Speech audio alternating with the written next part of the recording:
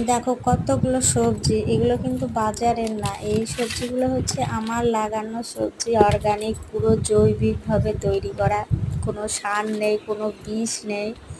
তাই দেখো কাঁচা লঙ্কা, দেখো এখন বাজারে যে হারে কাঁচা লঙ্কার দাম, সে হারে আমি তো পুরো ফ্রিতে পেয়ে যাচ্ছি। তারপর কাঁকরোল, কাঁকরোল গাছটাকে তো আমি লাগাইনি, ও তো ফ্রিতেই হয়েছে। তো ও তো আপনা আপনি হয়েছে।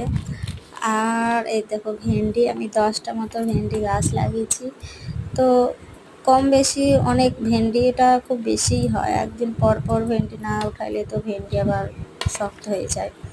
তো ভেন্ডি আমি লোককে দিয়ে দিই। আর এই বেগুন গাছগুলো তো মানে বেগুনটা আর লঙ্কাগুলো এগুলো হচ্ছে গত শীতে লাগানো, তো বেগুনে আমি তো কোনো আমার যেহেতু সার দেয়া নাই, সেহেতু বেগুনগুলো আমার একটু খারাপ হয়েছে, কিন্তু চলে যাচ্ছে, আমার বেগুন ঠিকই আছে।